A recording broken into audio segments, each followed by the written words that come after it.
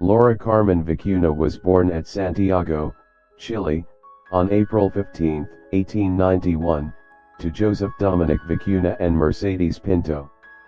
Her father was a professional military soldier hailing from one of the noble families of Santiago, the capital of Chile, but he was looked at with suspicion by his brothers because he had married a seamstress.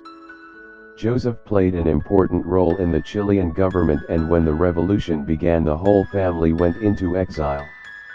Joseph died when Laura was 2 years old. Soon after they moved to Temuco. Left on her own, her mother took her 2 daughters, Laura Vicuna and Julia Amanda, to Argentina for safety. When they were living in Argentina, her mother had to find ways and means to support Laura and her little sister Julia Amanda. After working as a cook for several years, she met a wealthy ranch owner named Manuel Mora. Mora promised Mercedes that if she comes to live with him, he would send Laura to a boarding school run by the Daughters of Mary Help of Christians. However, he did not promise to marry her. In 1900, Laura became a boarder at the school of the Daughters of Mary Help of Christians. The following year she made her first Holy Communion, and, like Dominic Savio, made the resolutions to love God with her whole being, to mortify herself and die rather than offend God, and to make Jesus known and offer reparation for the offenses committed against him. Laura was very good in studies. She prayed, was obedient to the sisters, and was always available to her classmates. She was known to be a very cheerful young girl.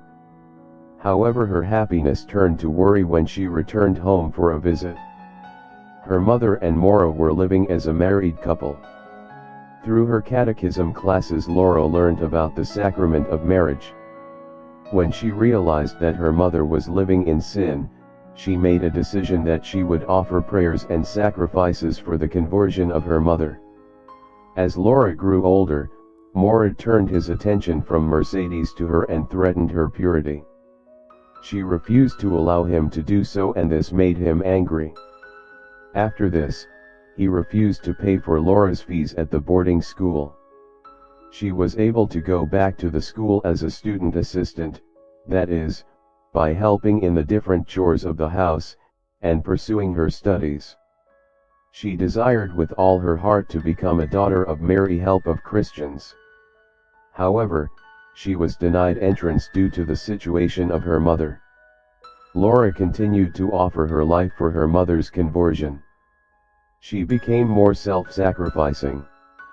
Eventually, her confessor, Father Crestinello, allowed her to make private vows to the Lord. After making her private vows, her health began to decline, from the sacrifices she was making for her mother. Her mother begged her to return home because of her sickness. When she was home, Mora again threatened her purity. Upon noticing this, her mother packed up with the girls and moved to Junin. Mora came to the town of Junin, angry and drunk. He wanted Mercedes and the girls to return to the ranch with him after he stayed the night at the little place in Junin. When Laura heard of this, she said, "If he stays, I will go." She immediately left. Mora followed her and her mother yelled for her to run. She tried to run to safety, but she was too weak because of her sickness. Having caught her, Mora began whipping and beating her in the street. When some men came running out from the nearby houses, he threw her onto the street and rode away. Exhausted by sickness and sacrifices, she revealed to her mother on the last evening of her life. She said to her, "Mama, I am dying. A long time ago I asked Jesus to bring you back to God, and I offered my life for that intention. Mama, before I die, please give me the joy of seeing you reconciled to God." She experienced this joy before dying, on 22 January 1904. On 23 January, Mercedes made a good confession before the Mass, and it was very moving to see her receive Holy Communion after years of sinful life, at the funeral of her 12-year-old daughter who had offered her life for the conversion of her dear mother. Her mortal remains lie in the chapel of the Daughters of Mary Help of Christians at Bahia Blanca, Argentina.